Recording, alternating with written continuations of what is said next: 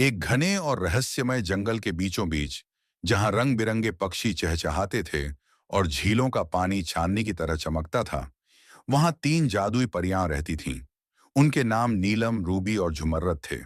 नीलम पानी की परी थी, रूबी आग की और झुमर्रत धरती की।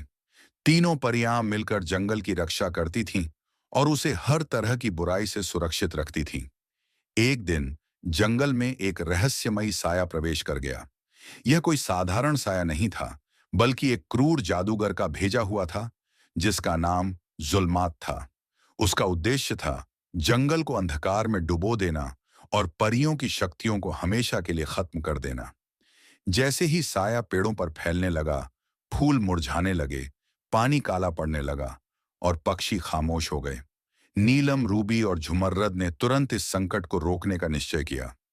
नीलम ने अपनी जादुई शक्ति से झील के पानी को चमकाया और उसे एक दर्पण में बदल दिया।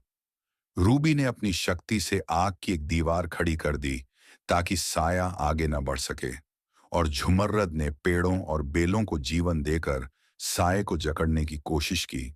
लेकिन जुल्मात का जादू बहुत शक्तिशाली था। साया आगे बढ़ा और रूबी की आग को बुझा दिया। झुमर्रद की बेलें टूट गईं और नीलम का पानी धीरे धीरे काला होने लगा।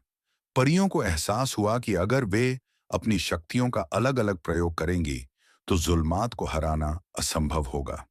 उन्होंने अपनी शक्तियों को एकजुट करने का निर्णय लिया। नीलम ने अपनी जादुई बूंदें रूबी की आग में मिलाईं, जिससे प्रकाश की लपटें उठने लगीं। झुमर्रद ने अपनी ऊर्जा से उस रोशनी को और ताकत दी, और फिर तीनों ने मिलकर उस रोशनी को साए पर छोड़ दिया। जैसे ही प्रकाश साए से टकराया, एक जोरदार झटका महसूस हुआ और जुल्मात की शक्तियां कमजोर होने लगीं।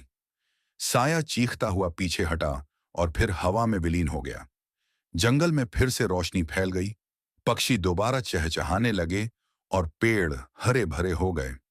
नीलम, रूबी और झुमर्रद ने एक दूसरे को देखा और मुस्कुरा दी। उन्हें एहसास हो गया कि उनकी असली शक्ति उनकी दोस्ती और एकता में है। उस दिन के बाद वे हमेशा साथ रहीं, ताकि कोई भी बुराई उनके जादुई जंगल को नुकसान न पहुंचा सके।